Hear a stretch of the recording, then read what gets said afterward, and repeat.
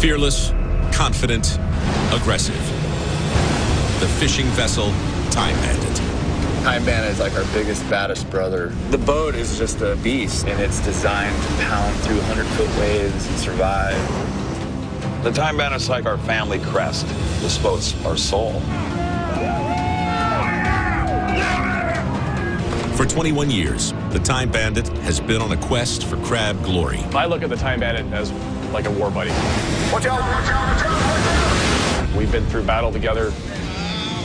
But decades of battling the Bering Sea We're gonna get hit by one here. You're not thinking. have left the vessel battered and bruised. This boat has given us everything it's had for 21 years. Now we're looking like we're beat up, we're beat down, we're about ready to be like all the other boats and sink. Now, they have to rebuild their boat before the start of the next king crab season. My main goal is to bring this boat back to be in better condition than it was 21 years ago when we built this boat with her dad. Follow the Hillstrand's race to create the Time Bandit of the future while exploring its rich and storied past.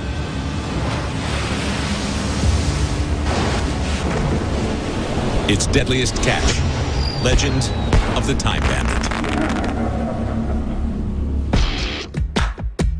July, Kodiak, Alaska.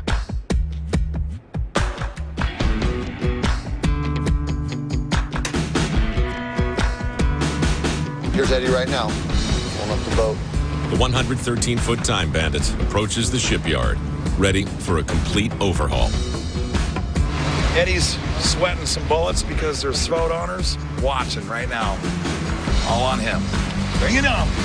You see that damage on the bow there that punched in on the port side? We got beat up so bad. We've never had an ice shear as bad as this. That's the worst damage we've ever done to our boat. During the recent Opelio crab season, Get everybody up here! Ice everywhere! the Time Bandit came to blows with some of the deadliest ice the Bering Sea has ever seen.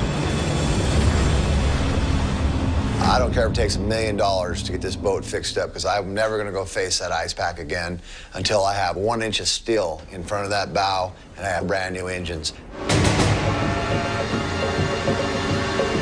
There they go. Now, the vessel needs major repairs and renovations before it's ready to fish again. 700,000 pounds just moving around like nothing, like it's a little Yeah. can. The Marine lift hoists the 300-ton vessel with ease. We have 2 months to spend $750,000 to fix this boat, and we have to be ready for red crab. Failure's not an option. He holds my future in his hands.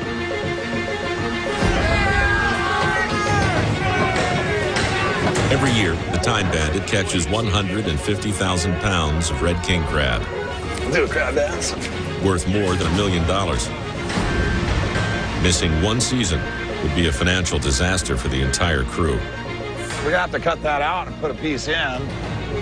This is gonna be major. This is a major work to do. During the next 10 weeks, the Time Bandit will undergo its biggest overhaul ever. The 21-year-old engines will be ripped out and replaced with brand new $360,000 600-horsepower mains. And the quarter-inch steel bow will be plated with an additional 3/4 inches of armor called an ice shield. This boat's given us 22 years, so right now we got to give it 2.5 months. Yep. Solid attention. Everybody's got to be here, focused. This is all that matters. We got new motors with 300 more horsepower that are going to propel us as fast as these other boats and burn 20% less fuel than we're burning now. That'd be my daughter right there, my youngest daughter, Cassie. As far as a good all-around deckhand, you're pretty good, but as far as crabbing, you're a girl. The new engines arrive in just 4 weeks, but before they can be installed, the engine room must be gutted, stripped, and repainted. To get started, basically we're getting everything out of the way on the deck here because the engines and generators are going to come up out of that doorway and sit here on deck. We are on a serious 10 weeks. Sounds like a lot of time, but it really isn't a lot of time to do all the work that we need to do. It'll be a challenge. It's like building a boat over again, but we have 2 months now. The original boat took us 9 months to build. We have 2 months. The first step in the renovations is to pull the ailing old engines out. We're getting everything set up so we can pick the motor and hold it, slide it on trolleys, over and around the corner and up the stairs.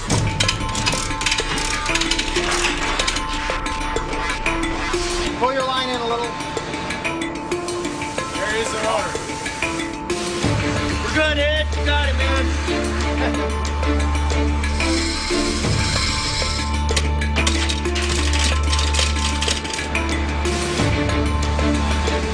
Wear down. Day one, we've got 3 engines out, all the rudders off, all the shafts out. We got the bearings off, and we're looking good. We're trying to get this boat back in the shape that it was in 1991, so my old man would be proud. To understand the Time Bandit, you'd have to know my dad, and you'd have to know my family. The Hillstrand's fishing legacy began over 50 years ago with John Hillstrand Sr., the man who would come to build the Time Bandit. John was a great fisherman. Their dad really gave that legacy to them. He was always looking for the next fishery because he wanted to be salmon fishing, gill netting. It didn't matter. My dad wanted to be the master of everything. He wanted to know everything about fishing. Although he fished everything the sea had to offer, crabbing was where John Sr. thrived. He could smell the crab. Like when Phil said fart bubbles, my old man thought the same kind of stuff. He lived to catch crab. Like, he was like a hunter, man. He would like zero in on those crab, find them right on that certain edge, and he would just load every pot. On the high seas, John Sr. was considered a crabbing legend. But at home, he was more of a hero. My dad had 5 boys. 5 boys all within a very short time span. You have a whole squad of hellions. He would bring in the crab, a whole boatload, and the boys would run down when they saw him coming in. I think when you're that young, you know, you want to be with your dad. Too young to fish with Dad, the boys did the next best thing, taking turns at the helm of a shipwrecked vessel, appropriately called the Try Again. We play on that thing like we were pirates, man. And they would steal my garbage can lids for shields and get driftwood sticks for swords. My dad would literally drive his boat right out past the Homer Spit, and we'd be like looking out the wheelhouse of the Try Again, pretending like we were our dad. I mean, we just wanted to be fishermen so bad. We could taste it. There was a picture of me and my dad in the galley of the Invader. And I'm asking him, can I please go help pitch crab? But they were pitching crab in the tank offloading, and I wanted to go down and help, and he said no.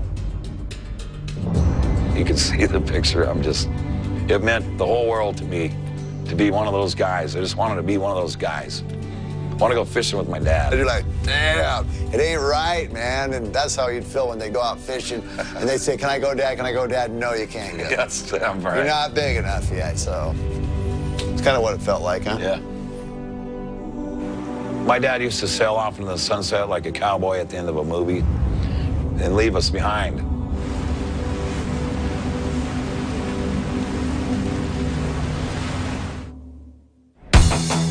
Back in the Kodiak shipyard, Wear down. the crew continues to prep the ship for its new motors, scheduled to arrive in just 21 days.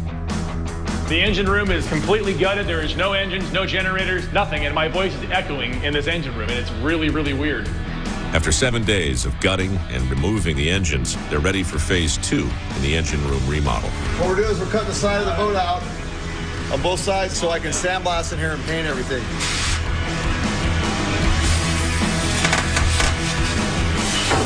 There we go. Yo!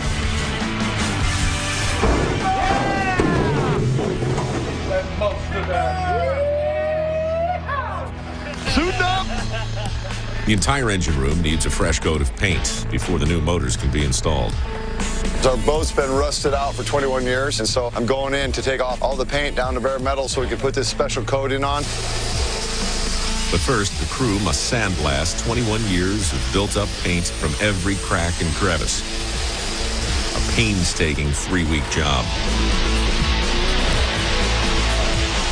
We're totally redoing the whole thing. It's cool, it's inspiring to me, and I'd like to be able to have the opportunity someday to run the boat. Jonathan Hillstrand's son, Scott, hopes to one day carry on the family legacy. I ain't going close with that respirator on. It's bad. But first, he's got some work to do.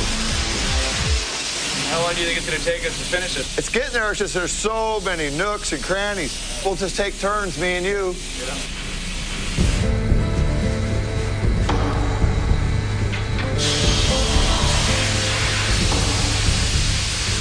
After 15 days, 700 square feet of the engine room have been sandblasted, leaving 200 more to go. They're almost ready for the new engines. Hey, guys. So I just got some bad news. Just talked to the mechanic, and I just found out the engines aren't going to be here for like 10 days. A 10-day delay puts them way behind schedule and dangerously close to missing king crab season. We got to get this engine room painted. That's our main goal right now. We got to just take care of everything we can possibly do for when the engines show up.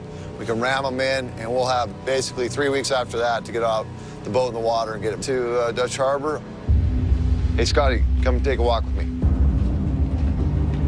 Jump in. You heard anything from your old man? I am. I just got a text from your old man that says, I got in a bike wreck, Andy. He ain't answering his phone, dude. For all I know, he could be dead. It's not good.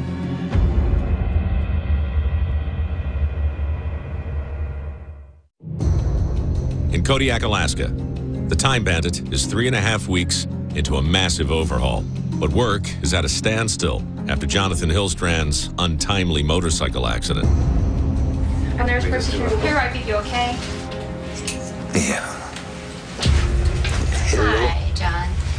I'm Catherine. I'm the nurse practitioner. Hey. Nice to meet you. Yeah. I'm pretty sure I'm broke. You know, you broke your ribs a few months ago, it looks like. Yeah, three months ago. But what looks like happened is that these ribs were refractured. This one's broken, and this is broken right here. I can see that break right there. So I don't have any choice. I got to get my boat ready, so I have to let them heal the way they are. So I'll have to come in and have you guys check me in a couple months. Yeah. The other thing that will be important is, looks like your lungs have some smoke. Yeah, no smoking. No smoking. Yeah. Okay, Sure. I won't let you down. Okay, now remember, no smoking. I will not smoke. Okay. Well, this has come out at a perfect time, and now I'm hurt. Couldn't be better than this, huh?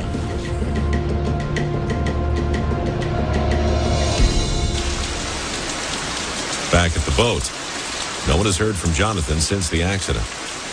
I'll have this whole thing painted, and it'll be sitting here waiting for engines.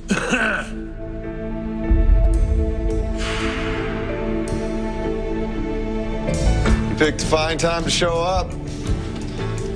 You leave us cryptic messages that you've been in bike wrecks and you don't answer your phone. They scared the hell out of us.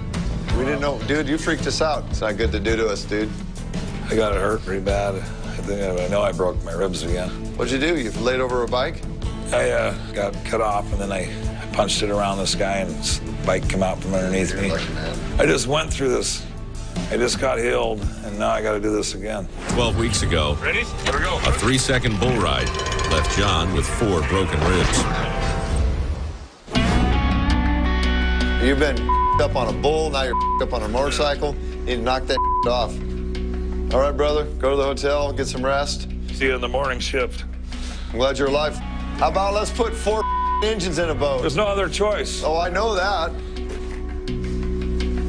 Looking at me, looks like a 90-year-old man, dude. I just never really get hurt. So I've been lucky that way, but my luck's running out. You're never supposed to drive your bike faster than your angels can fly.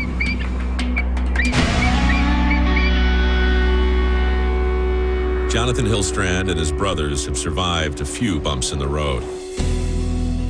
One of the most devastating came in the summer of 1973. We grew up our whole lives waiting to be fishermen and wanting to be like our dad. We finally get in our sea legs, and then next thing we know, our parents are divorced. After 13 years of marriage, to a man already wed to the sea. Their mom called it quits. I had been struggling for a couple of years by myself because their dad was gone a lot. It was very hard. Mom put us all in this little Chevy Blazer, and we took off, and my dad was running behind us, telling us to come back, and it was pretty tough, man. We were crying and stuff. We didn't understand why we couldn't live with Dad anymore, you know? We were born and bred to be fishermen. It was in our blood. We got our lives torn apart. We got moved to Coeur d'Alene, Idaho. It was just weird being away from the ocean. It was like a fish being out of the water.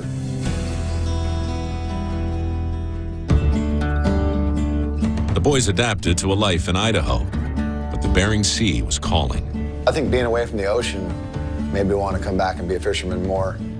Ultimately, their time was split between the two. Every winter we'd go to school and then come back to Homer and go fishing in the summer.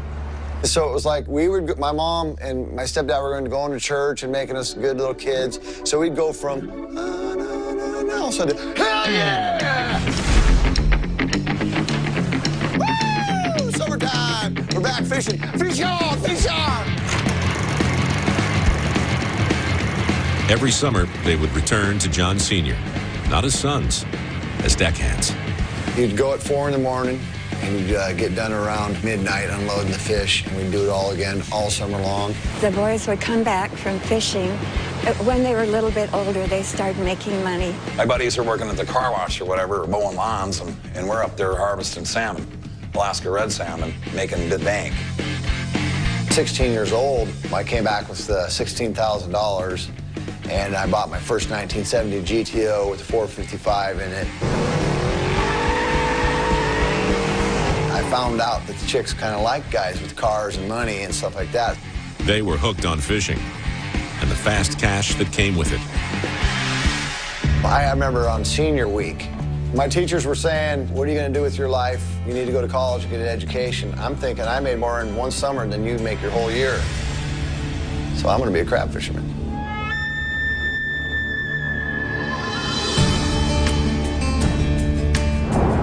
After high school, all 5 brothers were back in Alaska, fishing full-time for John Sr., but it wasn't easy. My dad was a highliner, made a lot of money, he paid well, but he was a screamer. There's a lot of people that worked for my dad, and he'd fire the hell out of them. He was the supreme leader and the boss. If he didn't like the way you breathed, you're gone. There was so many guys, he went through like 23 guys one summer. He fired us too when we were kids. He was like, you're fired! Never was really a buddy with him or talked to him.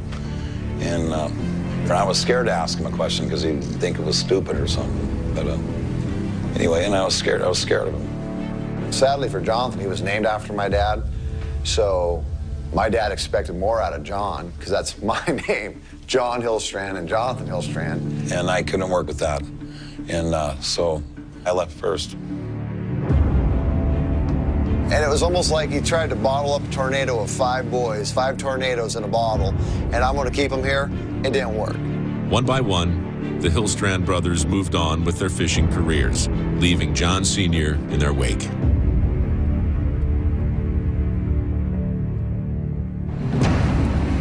Back in the shipyard.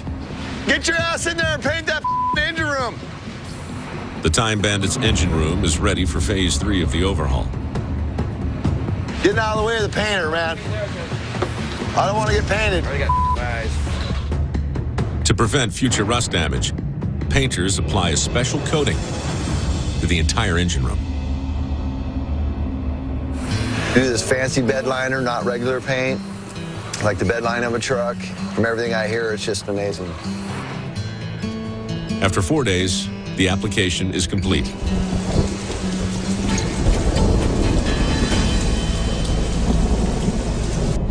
Oh my God, this is the worst paint job I've ever seen in my life.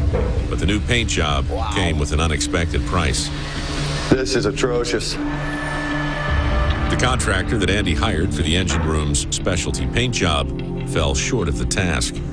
I spent 3.5 weeks doing the most beautiful job sandblasting an engine room you've ever seen, and I walked in my engine room, and it's the worst engine room paint job I've ever seen in my life. This guy's gonna show up to my boat and try to look me in the eye and tell me that he did a good job on this boat. I might punch him in the face. Myself. Let's go.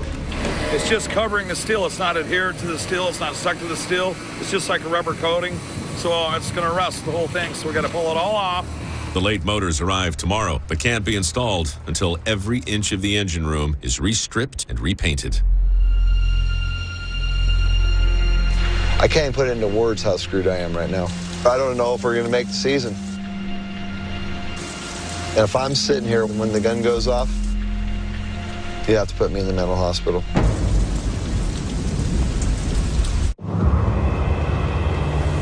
I got conned by a con man. I got caught. During the Time Bandit overhaul, Captain Andy and the crew are faced with a major setback. The material used to paint and waterproof the engine room didn't stick. My engine room is totally screwed. I have to demo out this whole thing, and I have to hand paint my engine room. Put me 2 weeks behind. It just me hard. The new $360,000 motors have finally arrived. But they will sit collecting dust until the engine room is stripped and resealed. We're planning on pulling every last piece out of this engine room.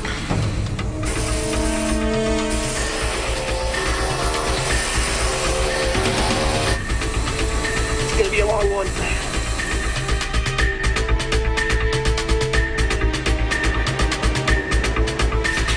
We got the 2 main engine bays scrapped out where we can paint them with primer.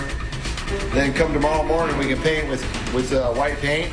And then we're ready to set the mains inside of there. They'll strand out.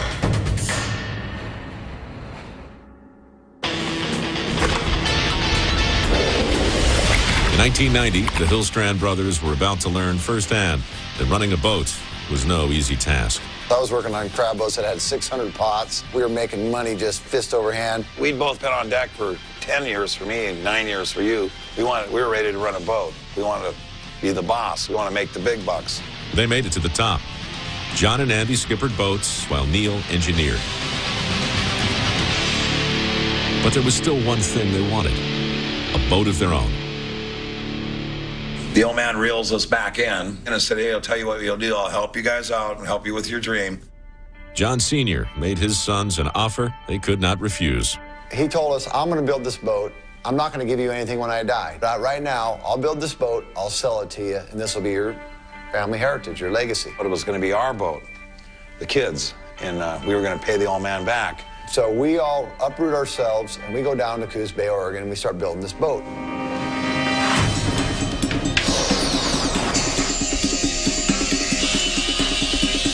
In August of 1990, John Sr. and his sons began building the Time Bandit. We'd get up at 6 o'clock, 6 or 7 in the morning, head down to the shipyard. We'd work all day long on the boat, go to sleep, get up the next day, do it again. You can only go to the shipyard for so long before you start losing your mind. But the back-breaking work would be worth the reward, or so they thought. So after 7.5 months of building the boat, he says, I'm not going to give you the boat, and the rug gets pulled out from underneath our feet. He says, you know what? You're not ready to run a boat, and this isn't your boat. And I said, excuse me, you know, this is the last straw. We're putting blood, sweat, and tear into this boat, and then I'm basically told I'm not getting the boat, screw you. So next thing I know, I got my dad by the scruff. We're both about ready to go to blows, and I just stopped and I said, that's it, I'm done with my dad, I'm done. I'll never work on this boat again.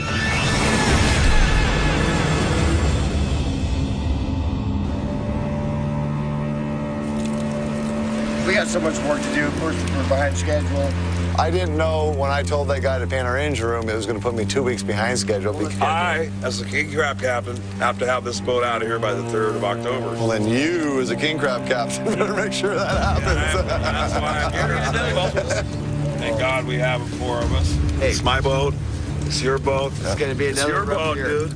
You're going to know this boat inside and out. You're going to know every bolt that holds this motor together. You're going to know this boat as good as we did. We're getting back to old school, where everybody's on this boat that's going to work on this boat. We have so many changes. There ain't no celebrity guys showing up. Got it. Celebrity crab guys are the guys we call that just crabfish. But it's more than just crabbing. The boat works all summer long. You have to tend around the boat during the summertime. You basically have to marry the boat, and Scotty's not there. And that's why I'm not going to let Scotty run the boat. You want to put some blood and sweat into this boat, you can work on this boat. Yeah, you got to do this technique, yeah. You guys' whole life on this boat, you had David and Michael, you guys all split the seasons. No, we didn't. So, yeah, you did. No, we didn't. I ran this boat for salmon 10. No, he didn't. on it for 10 months out of the year. I understand.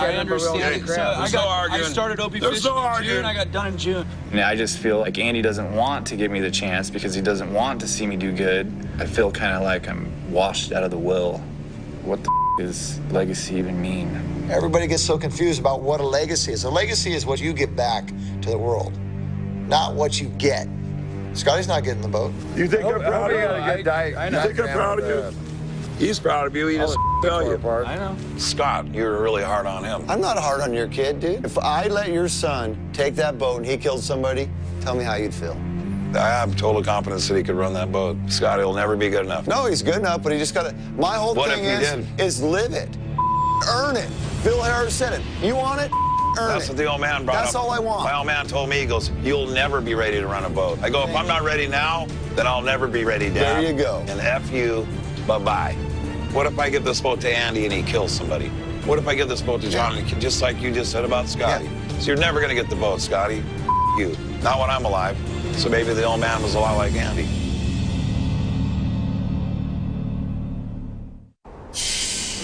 In the Kodiak shipyard, the Time Bandit's engine bays are almost ready for new motors. We're getting ready to paint the second coat of paint in the engine room after the disaster. And then one more coat of paint to go, and then we'll put the vanes in. While the paint dries, Captain Andy gets the next major project underway, reinforcing the bow with an ice shield. So we're basically going to have 1-inch thick steel where all the ice hits the boat and it crumples up and just goes off to the side.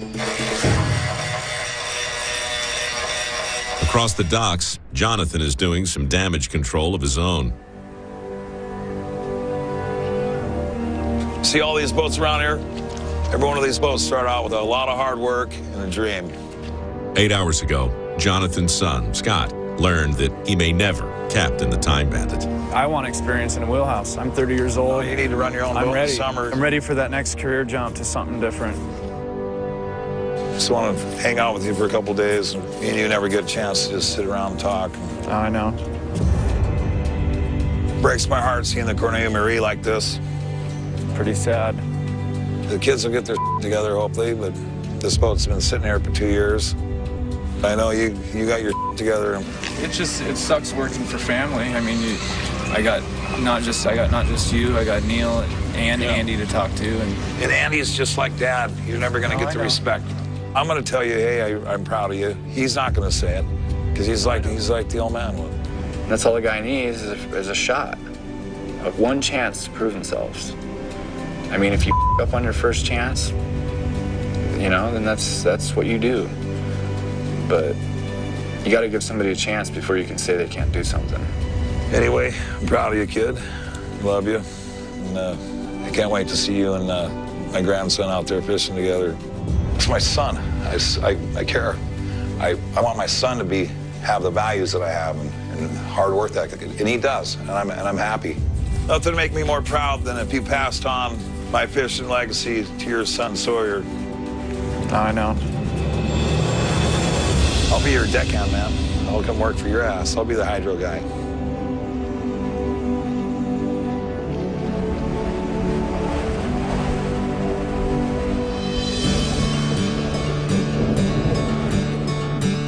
The struggle to earn a place in the wheelhouse could be considered a family tradition. So after 7.5 months of building the boat, he says, I'm not going to give you the boat, and the rug gets pulled out from underneath our feet.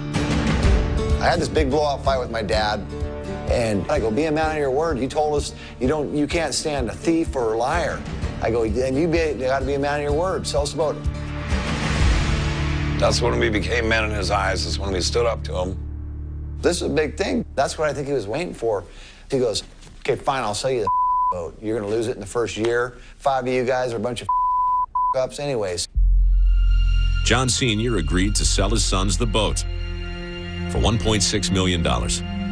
He said, you're not going to make it. You're not going to be able to make your payments to the bank, and I'm going to have it back anyway. So we had one chance to prove him wrong.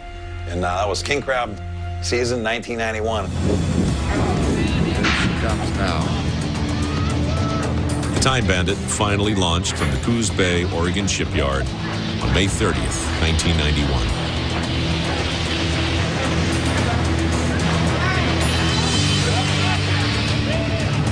The whole town come down and cheered. And, you know, no one knew who the hell the Time Bandit guys were. Well, it floats. We take off this boat. We're young and dumb, just full of energy and all this stuff.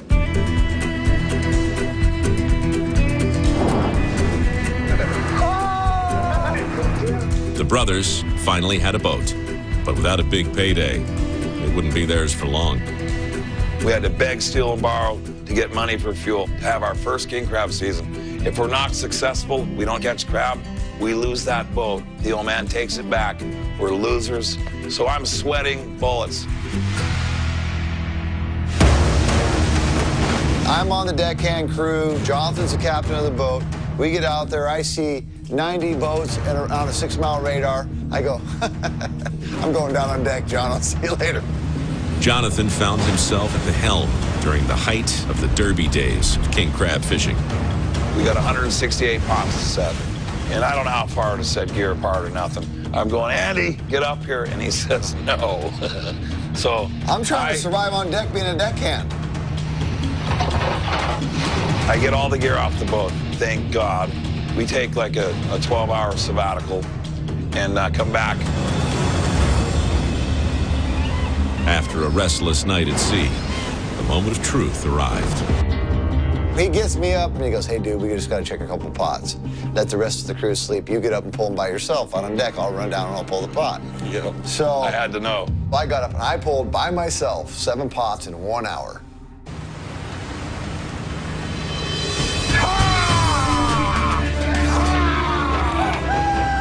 Good God, we were on the mother lode. We landed on the mother lode and we didn't even know it. Right in the middle of Crab City, man. Right in the middle of 90 boats.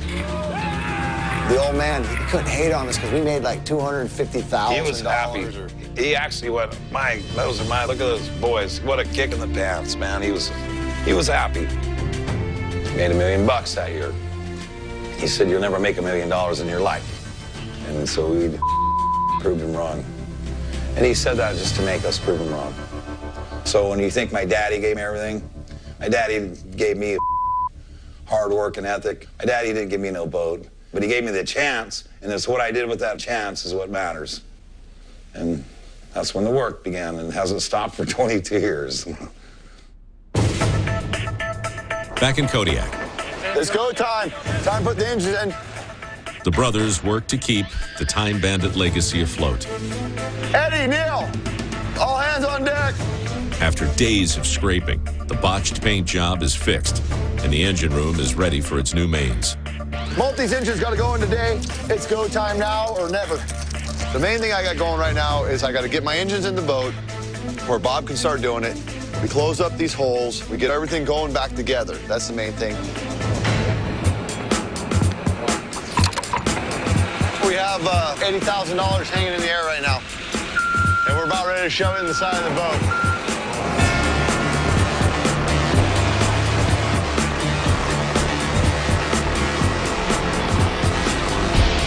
Okay, come in some more. We're gonna go slow though, Bob. Just a hair more in. Oh.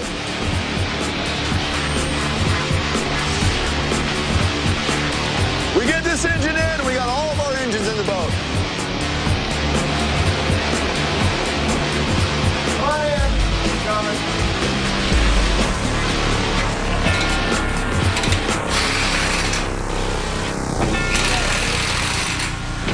We got our engine set. Yeah. Tick, tick, tick, tick, tick, tick. Just keeps ticking. Time keeps going. It's going to get a main engine started here in a minute. Everybody clear? Clear.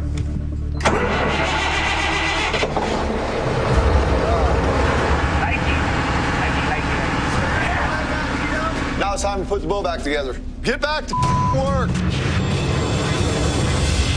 21 years, we've never missed a king crab season, and we're not going to start now. No. That's good. That's how you do it. Cut a hole, steel. Pull everything out, throw it back in, weld it back up. can actually float now. We reinforced our bow with it. We're over an inch thick now up there. It's beautiful.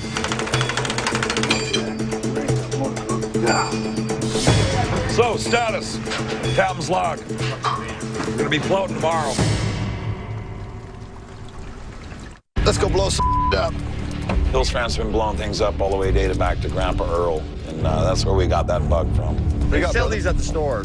Hey, get ready to run! Run, run, run! Oh, God! Oh, Yeah! We still have all our fingers and toes. I don't know how and why in our eyes, our eyeballs. I don't know about you. I'll be lying. That was awesome.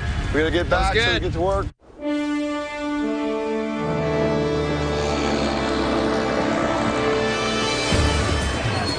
At the Kodiak shipyard, I'm painting this boat back to shape. Getting her looking good.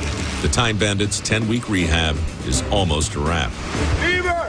That paint! I want everybody up here. Now, it's all hands on deck to get the boat ready to reunite with the sea. We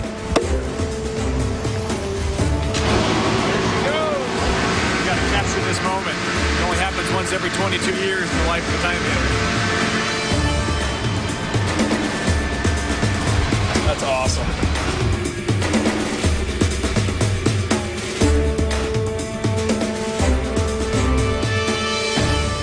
Gonna shed a tear. We're gonna go take a boat ride. There we go. Check, check, check.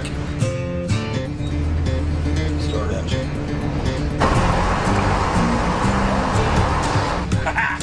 I can tell how much more horsepower I have already just by barely tapping this baby. I think I'm going to be really happy boat owner right now. Thank you, God. Thank you. Over 2 decades ago, the Hillstrands bought the Time Bandit from their father and joined the ranks on the Bering Sea. There was 5 brothers involved back then. So we bought our brother Michael out. He became a doctor. My brother Dave, he's one of the head maintenance guys on the North Slope for oil. With 3 remaining brothers on board, the Time Bandit continued to thrive. Those are the happiest times of my life, man. I had my own boat, my own crew, my brothers. We got Neil on the refrigerator. I had Neil and Andy, man. We're making it work, man. We went into a year, and then it turned into 2 years, and then 3 years, and then we had money to buy our own gear. I was married to that boat. It's Time Bandit. What are you gonna say, son? Despite the boys' success in the eyes of the fleet, there was still one man that yearned to impress. That was my old man. No one was ever good enough for him. There was some big shoes to fill. But in 2002, that chance began to slip away. My old man said I gotta go in the hospital. They're gonna scope my lungs because I'm having pneumonia or something like that. John had a pneumonia, and he was in the hospital here, and they were talking about having to put him on a ventilator because he wasn't breathing well. And I'm like, whoa, you know, and I go in there and there's my dad laying there on a breathing machine, just like my grandma was when I saw her die. And I was like, oh, this is not good. The boys were there, and they wanted him medevac to Anchorage, so we dispatched a medevac down to pick him up, and they brought him to Anchorage. And he didn't survive.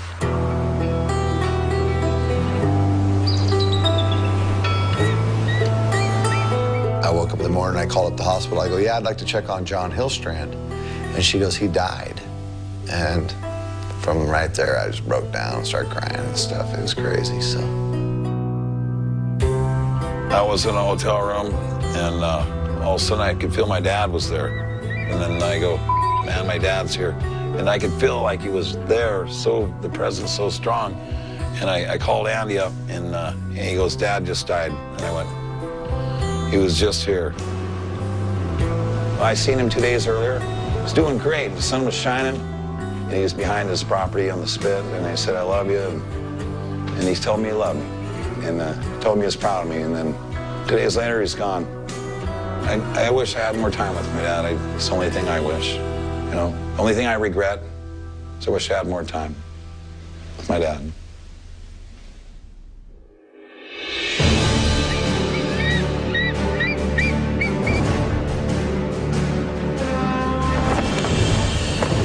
Back in Kodiak. Go ahead and cut loose. Cut her loose! Yeah! John Sr.'s legacy lives on as the Time Bandit launches for its 22nd king crab season. I worked 2.5 months to say, cut her loose, baby! We're going fishing!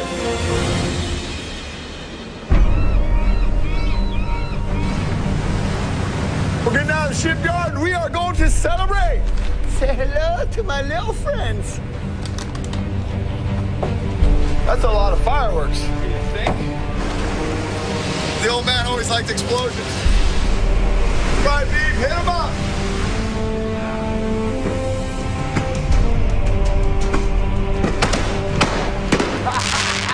Yeah! We're finally a boat, so we're gonna do a little celebrating here.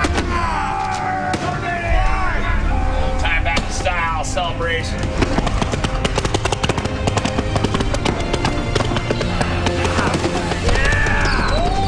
I think right now, what we're doing, my dad would go, taught them kids good, you know?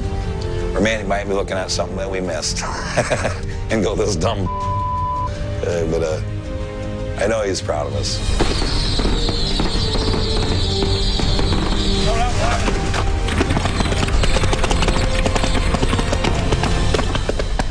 Me and the brothers have come a long way.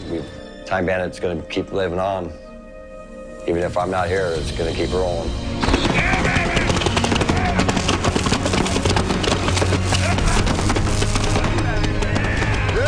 I think my dad lives on in our boat, the Time Bandit, because every bolt on our boat we touched with the old man being around, he was there. That's my dad's gift to us. He lived and breathed it.